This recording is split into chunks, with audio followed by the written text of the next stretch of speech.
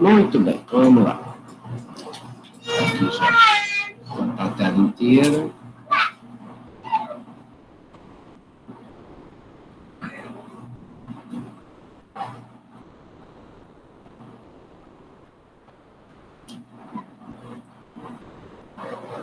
Vocês estão vendo? Aham. Beleza. Bom, hoje em filosofia, a gente volta de novo a falar de autores, né? E a gente vai pegar um que a gente já falou tanto quando falou de ética, falou de estética, né, que ele já apareceu, mas agora a gente vai pegar ele mais de uma forma mais concisa, que é o Kant, que é um autor, assim, um filósofo, que não é tão simples as ideias dele, tá? Se a gente for pensar assim, ele é talvez um dos mais complexos. Mas ele tem também tem uma certa cobrança com ele, né, principalmente na prova do Enem. O que acontece? Ele, no caso do Kant... Travou de novo, não consigo. De novo. O que acontece? No caso do Kant, é que ele é alemão, né? Ele vem no esteio do movimento iluminista, né, que vai ser mais forte na França, mas ele vai pegar muito da questão do movimento. Então, o que acontece? Ele vai viver praticamente no século XVIII, só vivemos poucos anos no século XIX, e ele vai responder uma questão que é justamente o que intrigava na modernidade. Ele fecha, né, a filosofia moderna, né, o último grande nome da filosofia moderna, que é a grande questão que tinha na modernidade, que era entre o racionalismo e o empirismo. Só para a gente lembrar, o racionalismo dizia que você tem a ideia já inata, a ideia já é própria, né? Ela vem antes de você já tem um conhecimento prévio de alguma coisa. Já o empirismo já diz que você tem que ter um conhecimento posterior, ou seja, a ideia de que a experiência tem que ser levada em consideração para você criar o conhecimento. Então, a questão toda que o Kant vai fazer é unir essas duas coisas. Porque tudo que vai ficar, o princípio de tudo vai ser, ou você acredita, né, que o conhecimento já é inato, então você não precisa ter uma experiência para isso, aquilo já é próprio, o conceito não muda, a ideia não muda, ela é imutável, ou você acredita que ela é empírica, ou seja, você precisa de uma experiência para poder adquirir conhecimento. Então, ou seja, o conhecimento pode mudar ao longo do tempo. Basta você ter uma experiência diferente em relação a ele. Então, ou seja, o que o Kant vai abordar é justamente como que ele vai reunir tanto o potencial da razão humana, ou seja, quanto que o ser humano pode produzir de racionalidade, e quanto que a experiência é relevante para você adquirir o conhecimento, para você poder produzir conhecimento. Justamente ele vai unir essas duas coisas, né? Porque até então entendia-se isso de formas diferentes, ou seja, de formas separadas. E não só isso, ele também vai falar da questão de moral, que vai ser uma moralidade, vai ser através do tempo, através do espaço que você está vivendo. O Kant vai produzir justamente juntar esses dois conceitos, que aí para a gente parece uma coisa mais lógica, né, mas naquela época não era, né? Ele mesmo vai comparar como se ele fosse o Copérnico, né, ou seja, o cientista que revolucionou a questão da astronomia, do estudo da astronomia, e que ele revolucionou como é que você entendia que era o sistema solar. O próprio Kant se comparava com ele, porque ele vai produzir uma revolução similar na filosofia. Vamos pensar aqui. Se você tem um raciocínio de que ou você tem um conhecimento anterior, né, para você adquirir conhecimento, ele já é próprio. Um outro ramo da filosofia, dizendo que o conhecimento ele tem que ser adquirido por uma experiência. Então, ou seja, quando ele coloca que podem ter os dois ao mesmo tempo, né, você pode produzir conhecimento a partir dos dois, aquilo ali, ele revoluciona a filosofia. Porque você, a partir do momento que você para de ter o pensamento de que é um ou outro, não, você pode ter os dois. Então, ou seja, como que isso vai decorrer? Quando ele vai demonstrar que os problemas metafísicos, ou seja, problemas que estão além da nossa compreensão, além do que são as questões físicas que a gente está vendo, de uma forma tradicional, você pode supor, né, a partir de uma concordância entre conceitos que usamos para conceber realidade, e que a própria realidade surge da conformação desta realidade da mente humana, né, e não porque que nós podemos experimentar como seres humanos, Fábio, e não... Oi, fala. Só uma coisa, acho que você parou de apresentar. É? Não tá mais aparecendo aqui pra gente, não. Não, peraí, então. Desculpa te interromper. Não, claro, eu tenho que falar mesmo, senão eu ia seguir aqui o baile e nem ia me tocar. Agora tá? Tá sim, valeu. Parou. Foi isso, é porque eu tive que interromper isso mesmo, eu tive que interromper o compartilhamento porque ele não estava deixando passar o PowerPoint. Foi isso. Aí depois eu acabei esquecendo. Mas tudo bem, tudo bem. Então tá, então, ou seja, então o que ele vai entender? Que a própria realidade, ela surge na realidade da mente humana, né, de forma que todos os seres humanos podem experimentá-la. E não é porque, né, como ele fala aqui, os conceitos mentais refletem a realidade sem adicionar nada. Então eu começo a pensar o seguinte, bom, beleza, eu tenho um conceito, né, que a gente falou aqui quando falou de racionalismo. Você tem o conceito do cachorro, tem o conceito do urso polar, você tem um conceito, né, tem a ideia própria de como que se apresenta um cachorro. Mas a questão toda que ele concebia não é possível que eu não tenha que ter uma experiência para poder acrescentar nela, para melhorar o meu conhecimento, para poder produzir um conhecimento do que é real, né, do que é a minha realidade. Então, eu fui pensando dessa maneira que ele vai juntar as duas coisas. Né? Tudo bem, eu tenho uma ideia própria, mas eu tenho que passar pela experiência para poder realmente essa ideia se confirmar, ser uma coisa real. Não adianta somente eu acreditar nisso, né? Somente eu ter o conceito do que é o cachorro, do que é o urso polar, enfim, ter uma ideia inata. Não, ela vai ter, eu vou precisar dessa experiência, né? Eu vou precisar dela. Um exemplo que a gente pode dar, né, é o seguinte, você fala a seguinte alternativa: as casas da vila são pretas. Bom, eu colocar que a casa é preta, você imagina o que é a cor preta. Você não precisa ir lá confirmar, porque eu estou afirmando para você que a casa é preta. Agora, quando eu falo que algumas casas da vila são pretas, né, eu preciso ir lá para confirmar isso.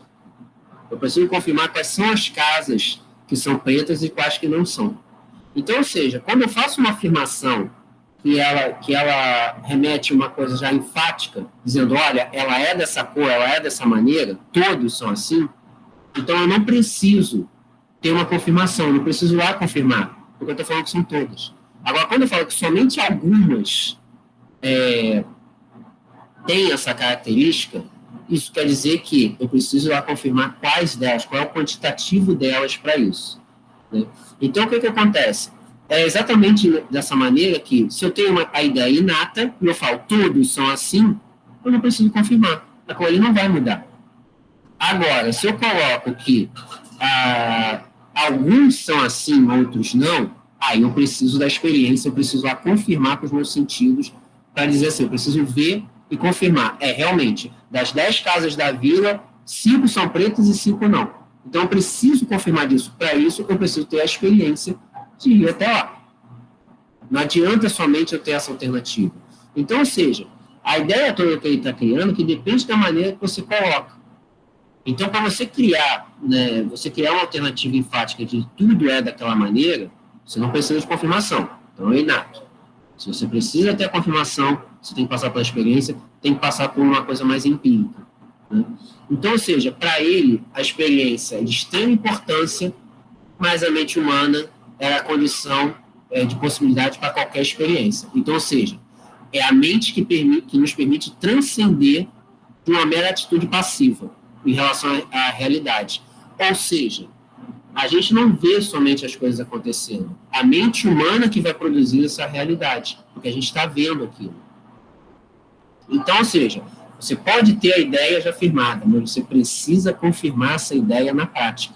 É isso que ele está querendo dizer. Você precisa confirmar essa ideia na prática. Para você ter a noção do que é real, né? Do que é uma realidade. Por exemplo,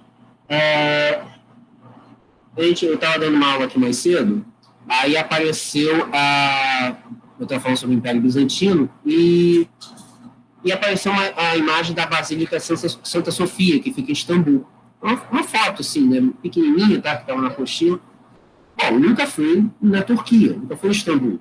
Mas, pela profundidade que você tem da foto, a gente já começa a imaginar que aquilo ali deve ser muito bonito, aquilo ali deve ser grandioso. Né? Você olhar ali, porque já é uma fotografia que dá para ver claramente a profundidade e a altura da cúpula. Então, ou seja, se eu tenho a ideia de que aquilo ali é algo grandioso, eu poderia ficar só com essa informação. Não, é algo grandioso, porque aquilo ali é uma basílica, aquilo ali é fantástico.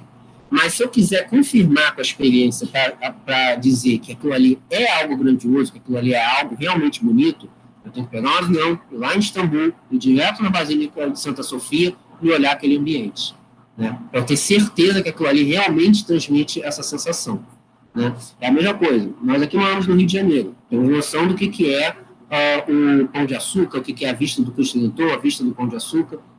Um sujeito que nunca veio aqui, ele tem uma ideia do que é essa paisagem. E, claro, ele vai vir pelas fotos, dependendo do ângulo que você pega, realmente é muito bonito. Mas para você ter aquela sensação mesmo de olhar assim, caraca, é realmente lindo, você vai ter que vir até aqui, subir lá no Cristo Redentor, subir no Pão de Açúcar e contemplar aquela paisagem. Né? Você vai precisar disso. E, é claro, são duas paisagens, não sei se vocês já foram nos dois, mas são paisagens completamente diferentes. Né? São sensações diferentes, porque o Pão de Açúcar ele dá para a Baía de Guanabara, totalmente. Né? Pega um pouco de Copacabana, o Cristo Redentor, até porque ele é mais alto, ele dá uma amplitude maior, você consegue ver mais a cidade, você consegue ver Niterói, você só não consegue ver Barra da Tijuca por conta da montanha, a montanha não permite você ver a Zona Oeste, mas você tem uma visão diferenciada. Então, ou seja, para você poder experimentar aquilo ali, para você poder ter a sensação de realmente, cara, realmente é muito bonito a paisagem do alto do Rio de Janeiro, você precisa estar lá. Então, ou seja, você precisa compreender o que é essa realidade. Você entender exatamente a profundidade, né, a altura que você está, né, a ideia de... Né, a altura que você está, a beleza da paisagem que se apresenta. Enfim, é isso que o Kant vai se pautar. Você pode ter o conceito, pode ter a concepção já formada na sua mente, mas a mente humana precisa da experiência. Ela precisa experimentar aquilo para entender que isso aqui, para mim, é a realidade. Né?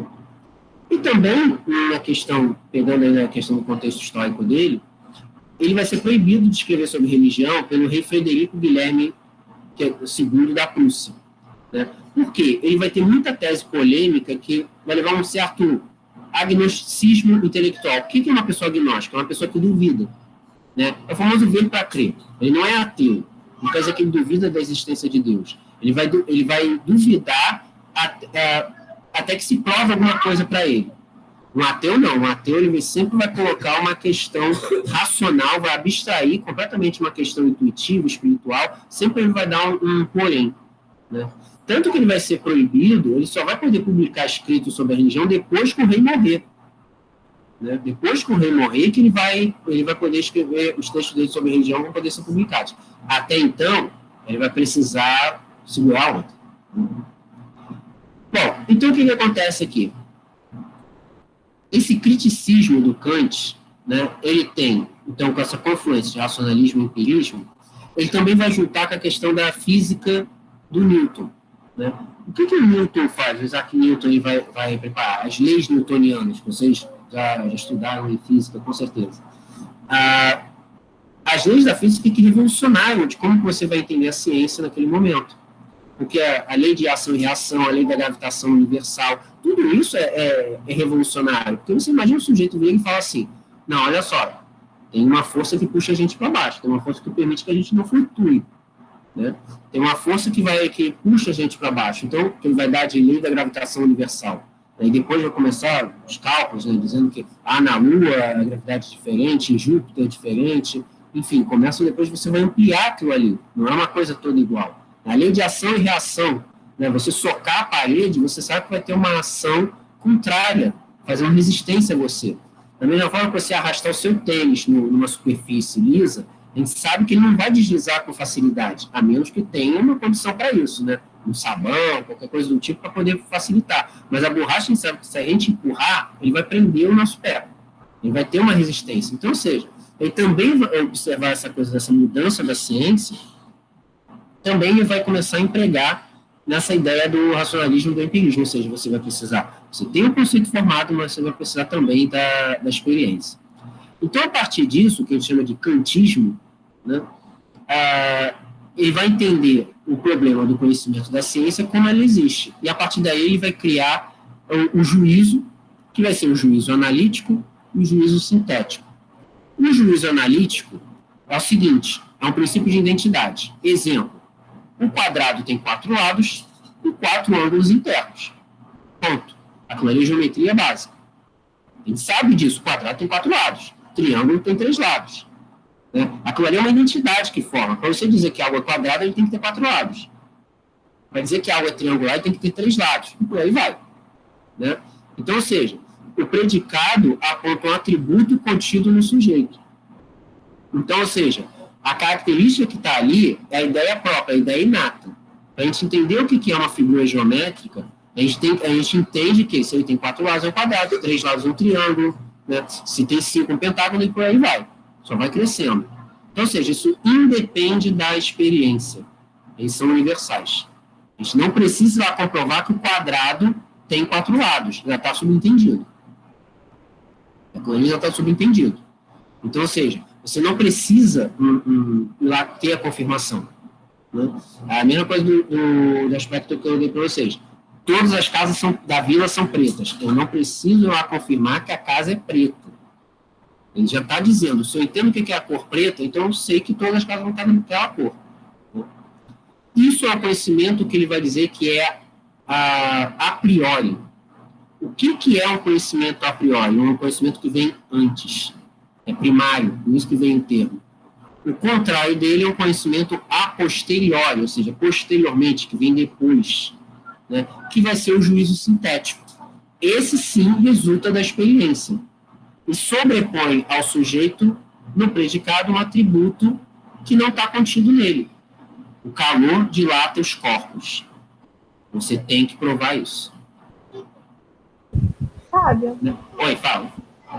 Mas assim, o primeiro eu também não teria que ter uma experiência, nem que seja básica, para saber que tipo, aquilo é um quadrado, ou sei lá, que aquilo é o preto da casa.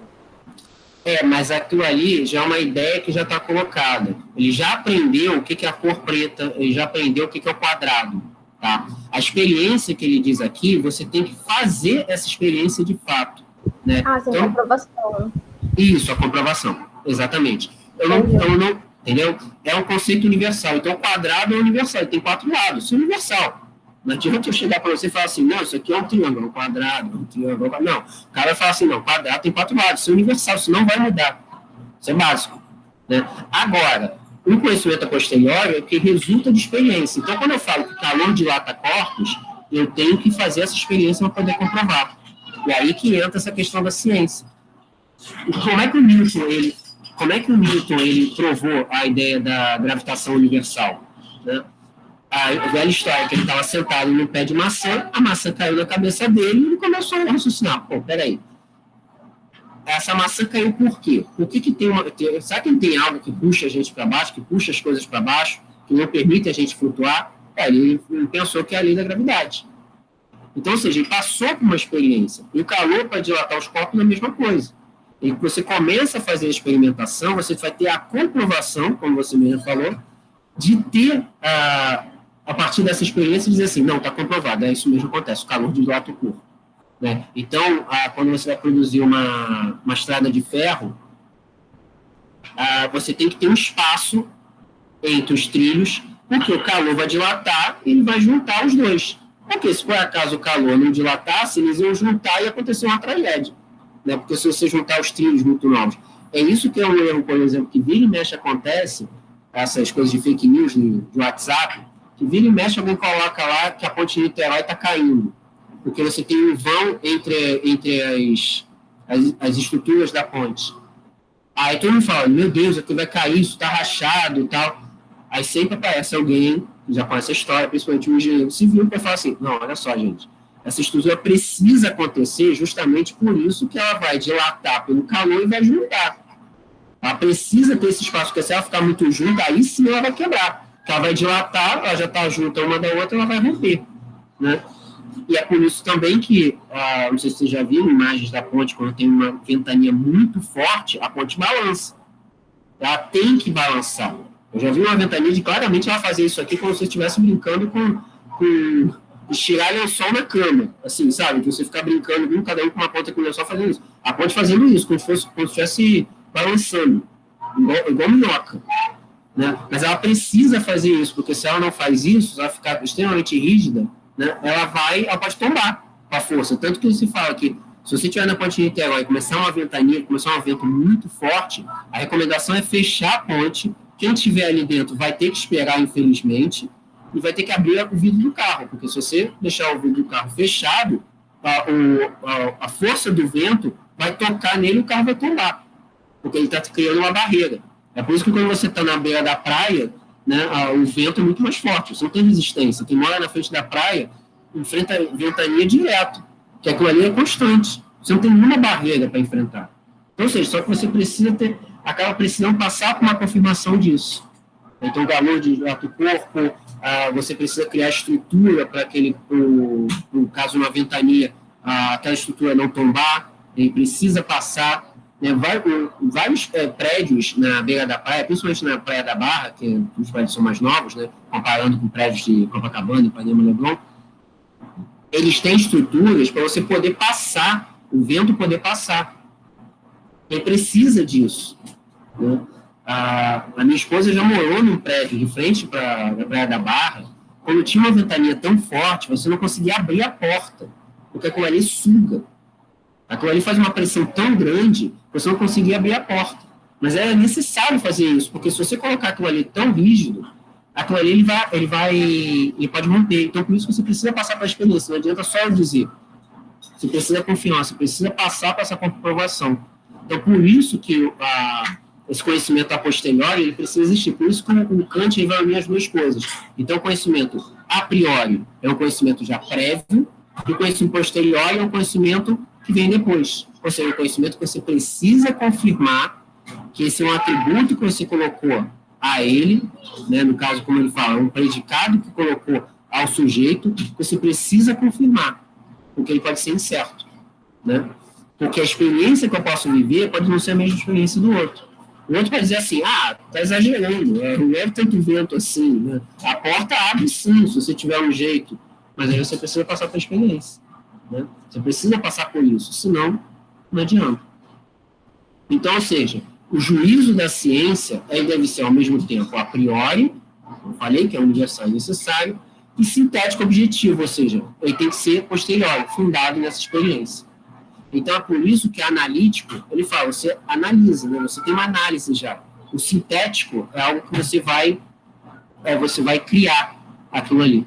Né? Você vai precisar passar por essa experiência para sintetizar o que é aquele conhecimento que você já tem. Né? Então, ou seja, conhecimento de saber é a priori na matemática e na física, porque você já tem um conceito básico, mas depois você vai ter que passar pela experiência. Né?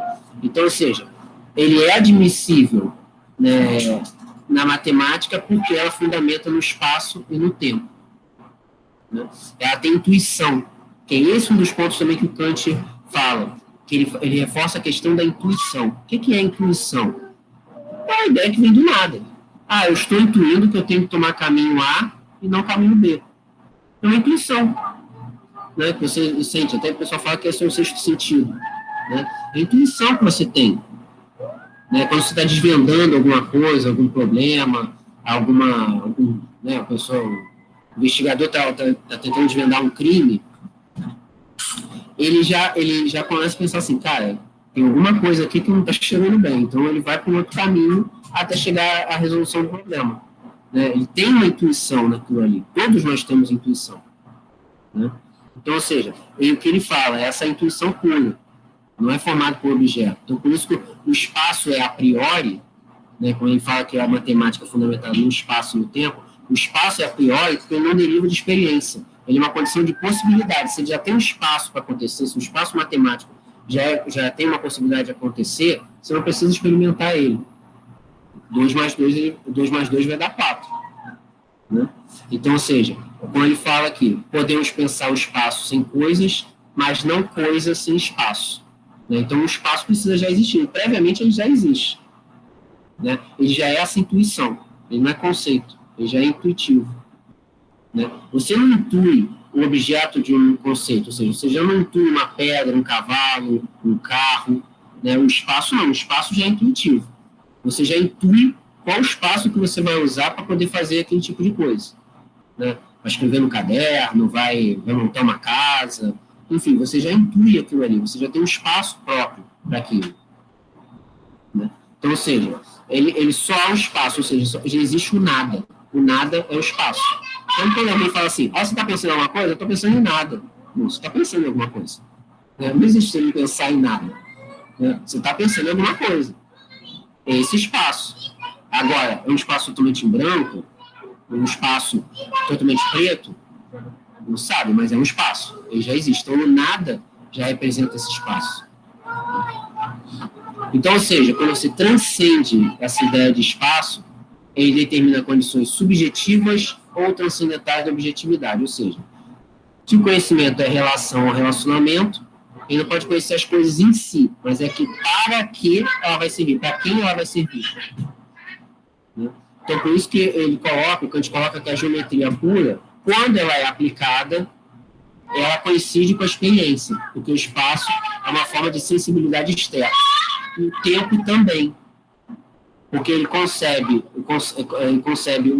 os acontecimentos internos e externos, mas não concebe os acontecimentos fora do tempo. Porque quando a gente pensa no espaço, pensa no nada, já é algo já pré-concebido. Quando a gente pensa no tempo, ele também já é pré-concebido. Porque a gente já imagina assim, cara, vou fazer esse exercício aqui, acho que eu vou gastar meia hora para fazer esses exercícios. Mas pode ser que passe mais tempo, mas você já tem uma ideia pré-concebida de quanto você vai gastar. Então, tanto quando você firma, que você já botou na sua cabeça um planejamento de que, você vai gastar meia hora para fazer o exercício, você já começa a passar 35, 40, na sua cabeça instantaneamente, você já começa a reprogramar quanto tempo você vai usar para fazer aquilo. Né? Mas você precisa ter foco para poder imaginar. Bom, então, beleza, não deu tempo de fazer em meia hora, eu vou fazer em 1 hora. E aí, por aí vai. Você cria já essa ideia do tempo. Você já tem uma noção. Eu levo tanto tempo para ir da minha casa até o curso. Né? Você já tem um cálculo estimado. Então, você sabe que se você chegar em um determinado momento no caminho, você sabe que seria a metade, se você não está nem na metade do caminho, você já sabe que você vai chegar atrasado.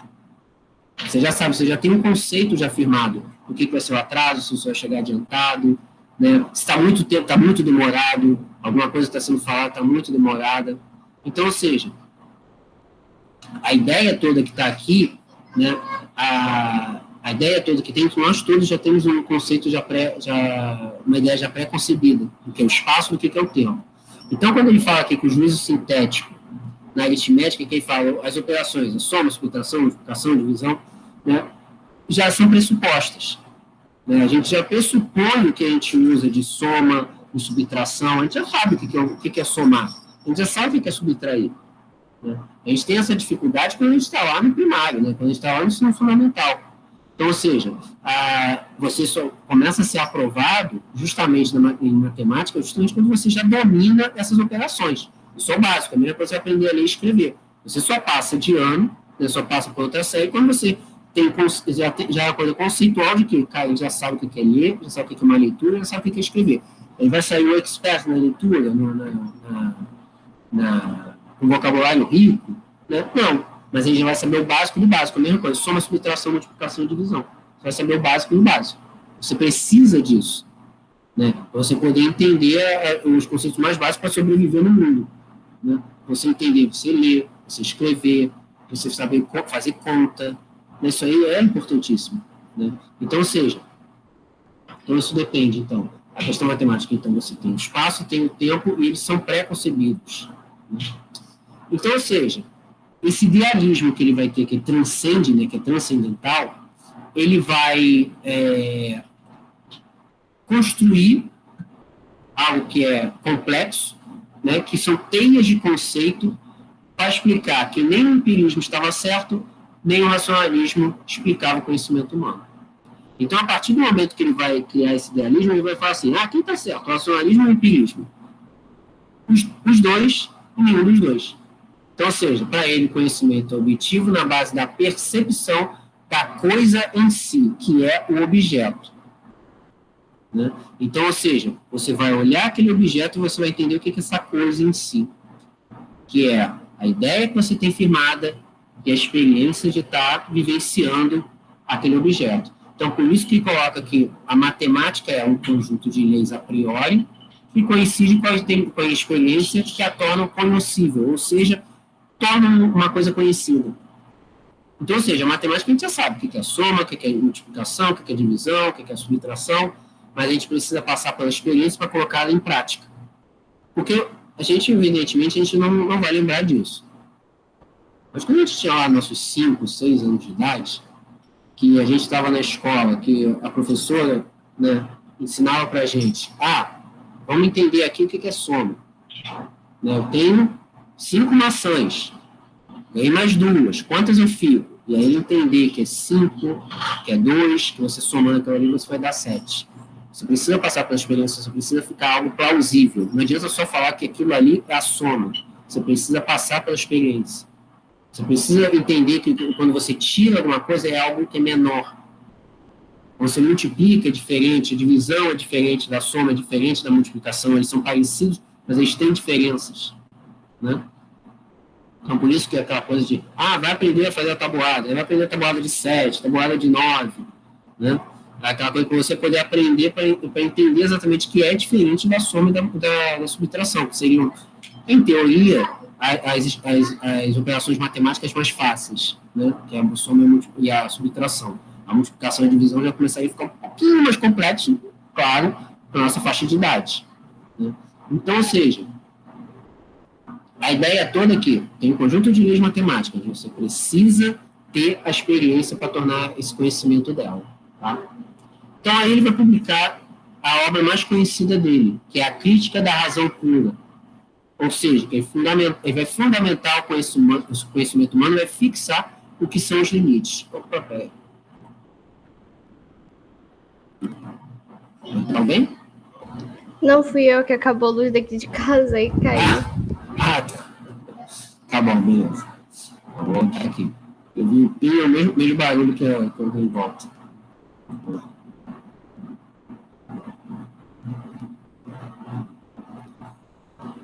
Mas tá tudo certo agora? Não. Tá sim. Tá sim. Quanto tempo você ficou fora? Só consegui. Uns 2 minutinhos só, foi rápido. 2? Então tá. Beleza. Muito bem. Então vamos lá. Então, ou seja, o Kant vai publicar a sua principal obra, né, que é Crítica da Razão Pura. Então, ou seja, ele vai fundamentar o conhecimento humano e fixar os limites dele. A questão que ele vai se basear é qual é o verdadeiro valor dos nossos conhecimentos. Beleza, tem um conhecimento, tem uma razão, tem um conhecimento já próprio. Qual é o valor dele? O que ele tem de interessante? Né? O que ele pode... O que você vai julgar esse conhecimento? O que pode ser conhecido legitimamente? Que tipo de conhecimento não tem fundamento? Porque tem coisas assim que você vai pensar assim, aquele famoso, para que serve isso? Para que eu vou... Onde é que eu vou incorporar isso? Que entra exatamente a experiência. Todos nós aqui, passando pelo colégio, a gente já se perguntou quando a gente vai estudar coisas, disciplinas, até geralmente disciplinas que não agradam a gente, para pensar assim, o que eu vou fazer com isso? Para que eu estudo biologia, para que eu estudo história, para que eu estudo química, para que eu estudo matemática, né? E aí o professor vai lá e tem que explicar, não, vai servir para isso aqui, vai servir isso aqui para a sua vida. Né? Vai servir para você poder entender melhor, né, essas questões.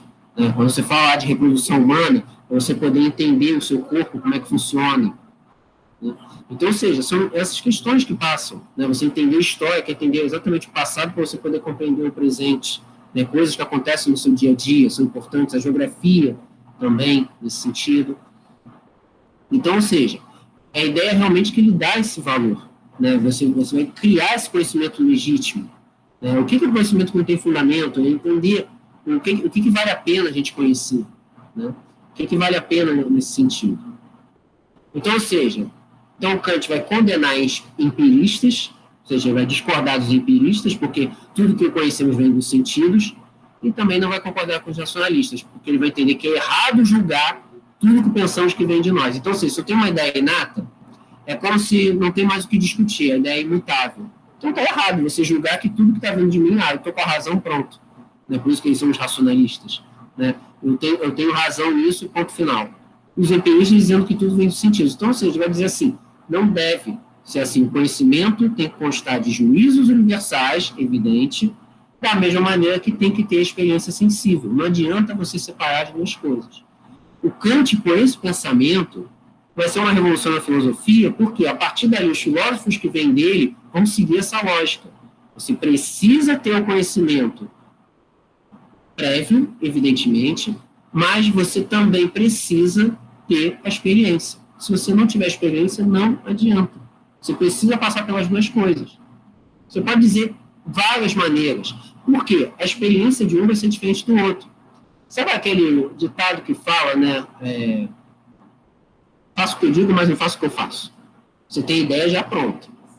A ideia é muito bonita, né? Na prática, na teoria é muito bonita e tal. Mas quando você vai aplicar na prática, cara, é difícil pra caramba. Né? Não é tão simples assim. Mas você pode dizer que você vai colocar a ideia para ele, ó, segue dessa maneira. Da mesma forma que o sujeito pode dizer assim, olha, funcionou comigo, tenta com você também.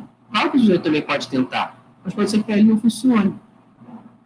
Pode ser que para ele a maneira que ele criou é diferente. Por isso que eu costumo até falar, quando você está aprendendo, o melhor método é do outro. Quando você já sabe, o melhor método é o seu, que pode ser que sirva para você. Para estudar, o cara pode falar assim, que eu gosto de estudar ouvindo música. Joia. Eu não consigo estudar ouvindo música que eu me distraio. Joia também. Não tem nenhum problema quanto a isso. Os dois estão certos.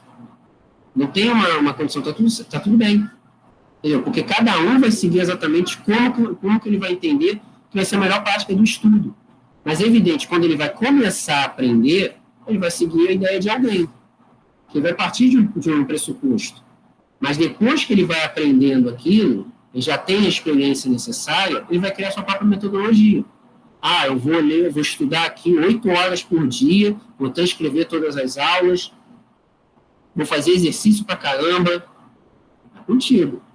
O outro vai pensar, não vou ficar fazendo exercício não, porque isso aí é chato, eu tenho preguiça, acho que isso aqui não resolve para mim. E aí vai. Aí a mesma coisa, você já fez isso tudo, mas na hora da prova, vem tudo vem tudo errado. Fico nervoso, começa a suar, a caneta desliza na mão, dá um branco, né? Então, ou seja, a ideia que cria a ideia que está preconcebida é você tem esse bloqueio para poder estudar. Aí você vai criar um outro mecanismo para poder vencer esse bloqueio. Porque vai ser fundamental, você vai precisar fazer prova. Não vai ter jeito. Então, ou seja, é isso que o Kant vai fazer revolucionário. Ele vai entender que você tem sim um conteúdo já prévio, que você vai aplicar na sua vida, mas a experiência também é fundamental. As duas coisas vão ser importantes. Né? As duas coisas vão ser importantes para você seguir a sua vida. Então, ou seja, toda a filosofia posterior ao Kant vai seguir essa ideia dele, essa forma sistemática. Então, ou seja, vai ser exatamente a intuição. Né? A racionalidade por meio de faculdades mentais. Ou seja, você tem o conhecimento, porque a mente é capaz de relacionar conceitos à sua percepção. Então, você tem a ideia assim, você olha para a tua e fala assim, já ouvi falar disso. Né? Já tem uma relação aqui. Né? Já consigo lembrar do que estava falando. Né? Então, ou seja, você vai transmitir essa experiência. Vocês, quando já estiverem como doutoras, como já como médicas, evidentemente, quando vocês passarem por um diagnóstico que é difícil, vocês vão apelar para a experiência para poder chegar àquilo ali, a chegar a um diagnóstico. Não sei se vocês já pensam em alguma especialidade, mas vamos supor que você vai seguir a oncologia, que é uma parte da medicina bem pesada até, né? Porque lida com câncer. Né? Em geral, você pode lidar com muita gente que morre, pacientes seus que acabam sendo casos reversíveis. Mas vamos lá, o cara vai tentando, pela experiência que ele tem, ele vai tentar empregar esses remédios. Então, ele vai tentar empregar uma quimioterapia com determinados medicamentos, aí não deu resultado. Aí depois ele vai empregar com outro, até acertar.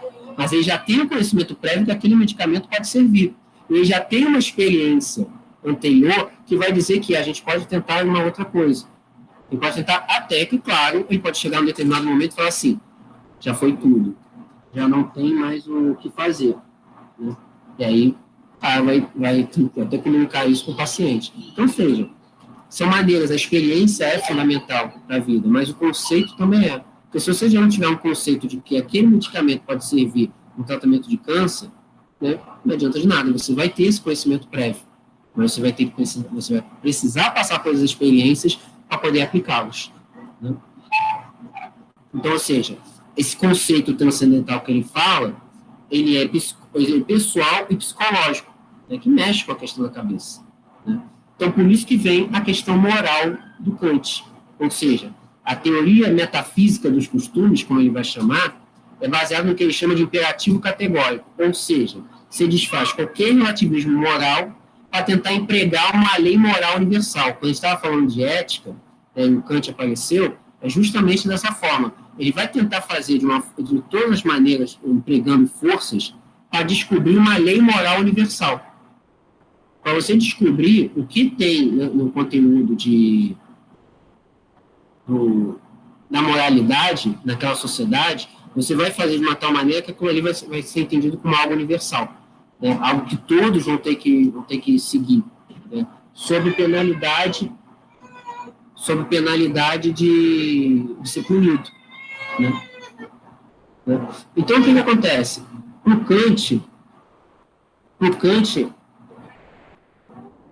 Kant, para ele existe um dever universal que é baseado na lei moral, e esse dever está submetido a um estrito cumprimento das leis morais em qualquer situação racional.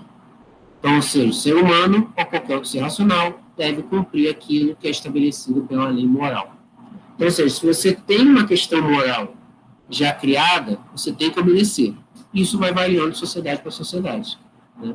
Então, ou seja, é esse imperativo categórico que ele fala, para sair dessa visão utilitarista. O que é a visão utilitarista que a gente já falou? É a visão de utilidade. Então, a ideia do trem que perde o freio. Uma visão utilitarista é você desviar o trem para matar uma pessoa em vez de 5. Não importando o que é aquela pessoa. É você no filme. Se você tem o amor da sua vida para salvar um ônibus cheio de crianças, você salva um ônibus cheio de crianças, porque você vai salvar mais vidas do que o outro. Mesmo você sabendo que aquela pessoa que vai morrer vai te abalar incrivelmente, vai te abalar terrivelmente. Então, ou seja, então ele vai querer criar, vai sair dessa visão utilitarista, porque você vai formular um imperativo categórico, vai formular uma lei moral, que é uma ação ética em qualquer situação, ou seja, você vai criar uma situação ética para cada situação que você vai seguir. Então, ou seja, é você agir de tal maneira para tornar a sua ação uma lei universal. Então, cara, salvei o amor da minha vida. Por quê? Porque, cara, eu vou me sentir muito mal se eu morrer. Ou seja, é a sua ética, a sua própria moral que você criou, que para você é universal. Não, cara, eu vou salvar porque eu entendo que isso aí vai me abalar. Não consigo ser altruísta dessa maneira. Né? Não consigo ser tão altruísta de, tipo, vou salvar a cidade, não o amor da minha vida. Então, ou seja, mas é a própria moral. Por isso que ele fala, segue a moral que você entende que é algo universal. Né? Então, ou seja, isso quer dizer que a ação que para todo mundo vai ser universal, não quer dizer que significa que ela está correta ou não. Né? Então, ou seja, corresponde ao dever que você vai praticando. Né?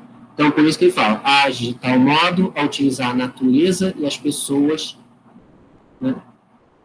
Age de tal modo a utilizar a natureza e as pessoas como fim e nunca como meio. Né? Qual é o fim que vai seguir? aquela forma moral. É essa. Então, não é seu caminho, não é o caminho, sim a finalidade. Então, ou seja, isso significa que há uma obrigação moral de não usar as pessoas como meio para se conseguir algo. É, filho. Vai lá ver o bichinho. Então, o que acontece? Ele contradiz o Maquiavel. Porque quando Maquiavel, não é exatamente a frase do Maquiavel, o fim justifica os meios, mas é como se fosse, né? Você tem que, para atingir uma finalidade, vale tudo. O Kant já fala, não é um meio, você não vai usar a pessoa como meio para conseguir algo. Tem que ser um fim. Qual é esse fim? Você não vai seguir aquilo ali. Então, é por isso que ele também vai falar da questão do esclarecimento, que é o que é esclarecer? É clarear, que vem de encontro com o iluminismo, que é iluminar. Então, ou seja, são palavras que são parecidas. Né? Por que ele fala isso? Porque a palavra alemã Aufklärung designa tanto esclarecimento quanto iluminação. São essas coisas que a gente tem da questão de semântica, né? A questão da linguagem nos países, que aquilo ali pode significar mais de uma coisa. Né? A palavra em alemão, ela pode ter, então, essa palavra pode ter tanto a formação de uma coisa que esclarece, como algo que ilumina. Então, por isso que ele acaba usando as duas formas. Né? E aí, o Kant fala que para você chegar a esse estágio, né, de esclarecimento, você tem que sair da menoridade. O que é isso? É o estado de desconhecimento, porque isso impede o desenvolvimento autônomo. É a mesma lógica que a gente emprega na questão jurídica, quando se fala que a pessoa é de menor, né, menor de idade. Ou seja, o pessoal usa o termo, né, o de menor. Né? Você, quando é menor, você precisa ter, você é menor de idade, você precisa ter uma tutela de alguém. Então, assim, você não tem autonomia. Então, para isso que o Kant fala, para você chegar a esse esclarecimento, o ser humano precisa sair da menoridade, para ele ter desenvolvimento autônomo, ele ter autonomia sobre a sua vida. E aí sim chega esse esclarecimento, ele chega a garantia dessa autonomia. Né? Então, ou seja, a ideia que ele vai trazer, justamente para você ser autônomo definitivo na sua vida, você precisa sair da menoridade, ou seja, sair da tutela de alguém, né, de alguma coisa. E no campo estético, que também a gente viu isso em estética, o Kant vai desenvolver uma teoria ligada a essa teoria do conhecimento, que é a estética transcendental. Ou seja, ele vai falar da questão dos juízos estéticos, né, a partir do momento em que você vai criar uma beleza que você pode entender que é universal, mas que o outro também pode não ser. Da mesma forma que ele cria a questão moral, é a mesma coisa a questão estética. O que é feio, o que é bonito, é relativo. Você pode achar que algo é muito bonito, está tudo certo. O outro pode achar que algo não é bonito, então é feio, né? Está tudo certo também. Aquilo ali vai mudando. Né? Aquilo ali vai mudando de uma forma para outra. E aí, a parte final aqui do pensamento do Kant, que ele fala da questão de filosofia política, principalmente na questão da paz. Quem fala que a paz é o resultado da história universal. Os homens lutam para ter paz, é uma paz perpétua, uma paz que vai durar para sempre. Ela é garantida a partir do momento que você tem um planejamento racional, né? E também uma cooperação internacional, ou seja, os povos têm que se compreender, têm que se ajudar mutuamente para você garantir a paz perpétua. E está correto, né? Se a gente for pensar. Se um cara quer guerra com o outro, não adianta. Ele vai ter problemas. Agora, a paz precisa de cooperação entre as nações.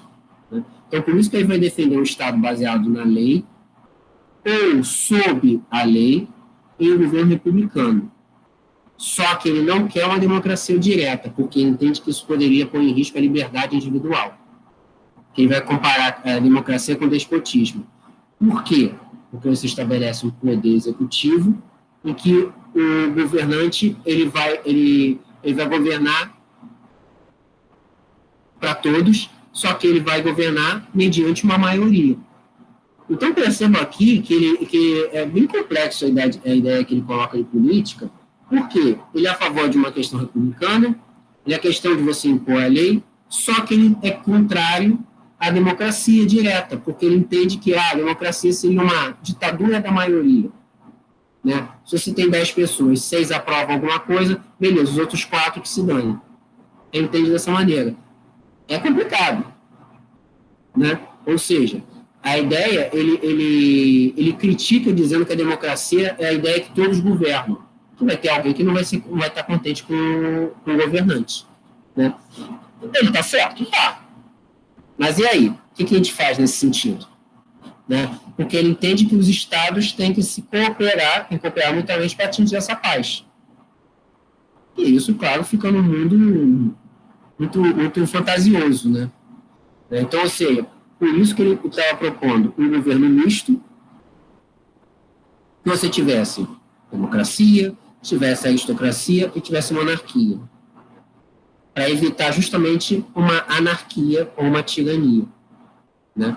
Só que imagina a maneira que seria isso, né? Esse governo misto. É democrático, mas ele também tem que pegar uma parte da elite da sociedade. Não, mas ele tem que ser monárquico também. Cara, é bem complexo isso, né?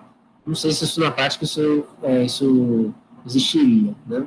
Então, ou seja, esse livro dele, A Paz Perpétua, mesmo assim, vai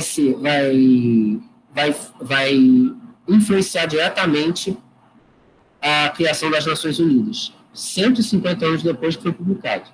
Então, ou seja, quando a ONU foi criada no fim da Segunda Guerra Mundial, em parte foi pautado nessas ideias de Kant, ou seja, porque qual é a ideia original, qual é a ideia básica da ONU? Promover a paz mundial. Tem conseguido? De uma forma global, sim, porque não teve nenhuma outra guerra mundial. Mas quantos conflitos que aconteceram, quantas vezes a ONU é aquela coisa do tipo, bate o cachorro pequeno, mas o cachorro grande lava as mãos, né? Então, ou seja, quantas vezes ela já fez isso, né? Ela faz sanções a países menores, mas os países maiores ela não faz nada.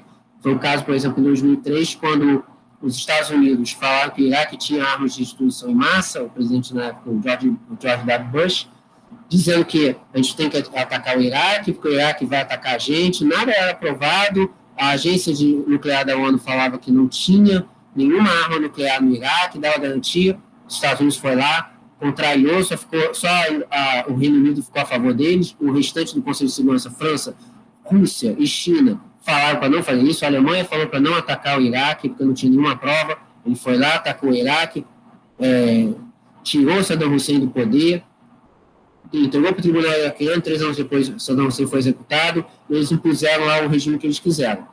Os Estados Unidos jamais sofreu punição da ONU por conta disso. Mesmo ela falando que a gente não endossa isso. Você vai fazer um ataque unilateral, com apoio do Reino Unido. Mas a gente não está apoiando isso. Os Estados Unidos sofreu sanção nenhuma. Então, ou seja, a paz perpétua também precisa ter uma igualdade, né, de condições. Só para a gente resumir aqui, para fechar. Conceitos do Kant. Criticismo, voltado para estabelecer os limites do conhecimento humano com base em um intenso exercício filosófico. Ele faz uma revisão da crítica da filosofia, né, sobre essa questão do racionalismo, do empirismo, conhecimento a priori e a posteriori. Idealismo transcendental, doutrina filosófica voltada para entender como ocorre o conhecimento humano. É com base nas noções de juízo analítico, juízo sintético e juízo estético. Iluminismo, né, é a indicação de uma iluminação por meio do conhecimento, né? Ou também pode ser chamado de ilustração. Imperativo categórico, a formulação de uma lei moral máxima da ação ética em qualquer situação. Então, ou seja, você tem que agir de tal maneira para tornar essa lei universal, mas essa lei universal é para você, né? Então, ou seja, você cria, né, age de tal maneira a tornar a sua ação uma lei universal. A priori e a posteriori são a priori os elementos do conhecimento, intuições, conceitos, juízos, que independem da experiência. Então, todos os corpos são extensos, é uma afirmação necessária e universalmente é verdadeira. Existem corpos ou não, é uma verdade que não depende da experiência. O conhecimento a posteriori, quando só é possível através da experiência. Ou seja, você fala que os corpos são extensos.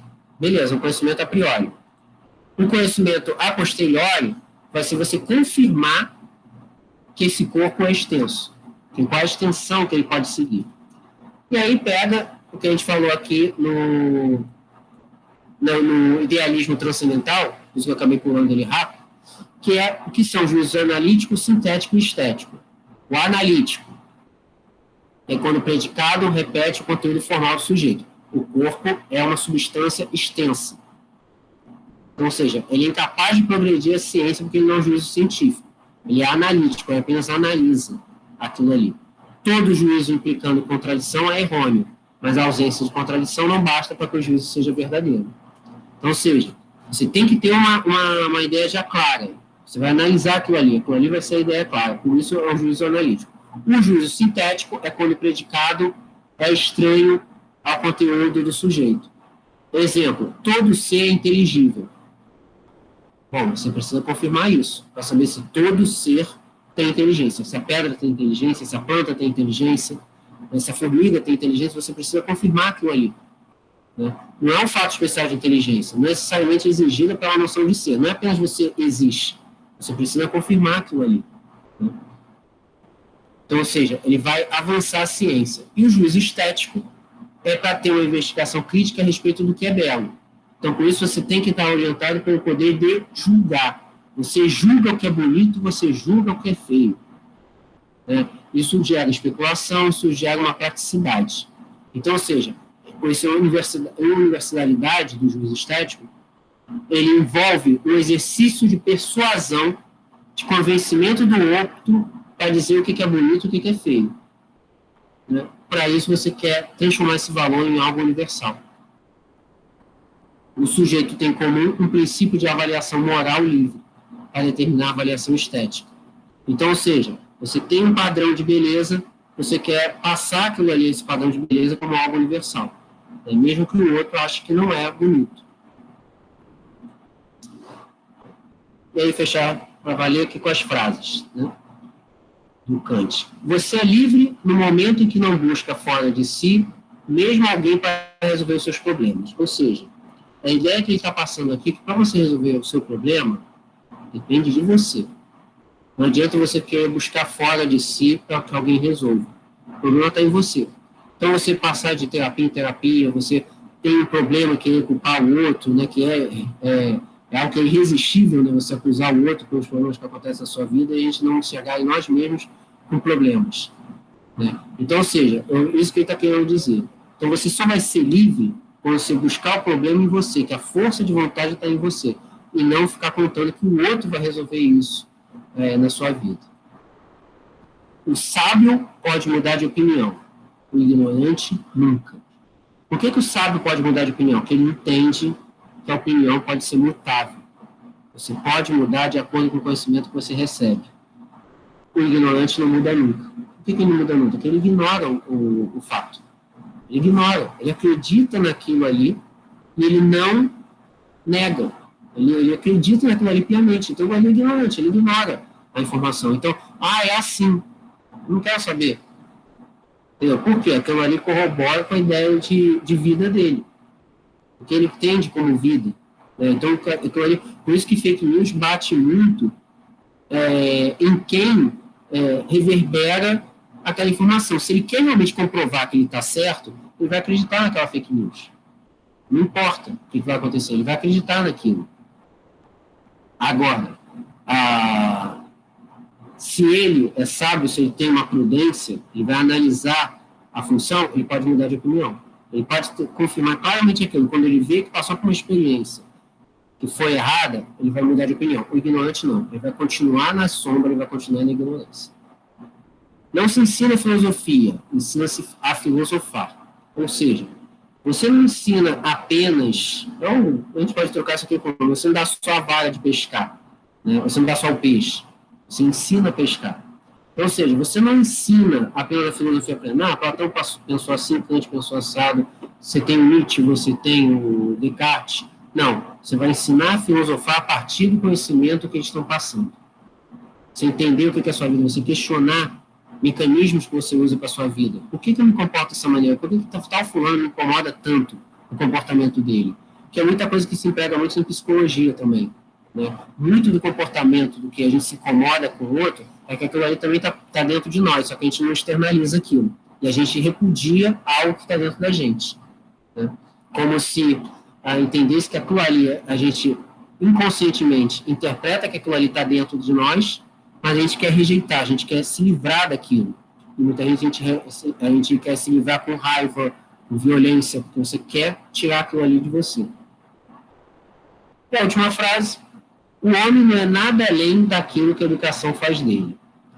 Ou seja, a ideia é que se você constrói uma questão de educação, a maneira que você foi criado é o que vai dizer como que você vai seguir como ser humano.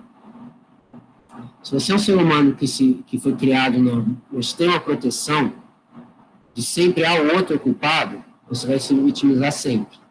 Se você foi criado também nessa questão de superproteção, você pode tomar uma arrogância, você pode se achar sempre superior aos demais, então quando você tem um baque, você pode não saber lidar com aquele baque. No outro lado, se você foi completamente largado, se você foi criado com um amor de mãe, um amor de pai, né, se você não teve essa relação de afetividade com os seus pais, aquilo ali pode trazer para você algumas consequências. Né? De você também ser uma pessoa rude, você ter medo de lidar com as pessoas. Né? Então, ou seja, exatamente como ele está falando aqui, o homem não é nada além daquilo que a educação faz dele. A educação pode moldar uma pessoa. Né? E a educação aqui, a gente está falando de educação que vem da escola, vem da faculdade. É a educação da vida. Que é o pai, a mãe, ou quem exerce esse papel, todos nós temos alguém que exerce esse papel, mesmo tendo pai e mãe, também pode existir um tio, uma madrinha, uma avó, enfim, um irmão mais velho, você pode ter essa pessoa. Então, é ele, o que vai produzir aquele ser humano, é o que a educação faz nele. O que você produziu é aquilo ali que é moldado.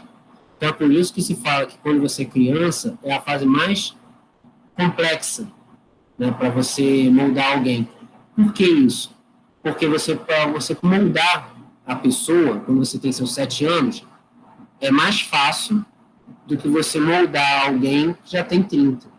É muito mais complicado. Né? Aquela frase que fala: pau que nasce torto, cresce torto, reproduz torto, morre torto. Né? Não tanto, você pode mudar. Né? Você pode mudar. Basta que você tenha mecanismos para isso, tenha esclarecimento, tenha uma iluminação das suas ideias. Tá? Meninas, alguma dúvida, alguma questão? Não, tudo bem. Tá tudo certo? Tá tudo certo. Beleza, então. Então, beleza. Então, aquela dúvida lá do início tá sanada, né? Tá sim, tá sim. Beleza, então. Então, tá bom, gente. Ó, beijo. Se cuidem aí, bom fim de semana. Tá? Passei lá exercícios, está lá no site para vocês fazerem, além do que estão na apostila, para exercitar que realmente o Kant é complexo, tá? Não é tão simples assim, não. Tá bom? Então, ó, beijo para vocês. Até mais. Beijo. Tchau, tchau.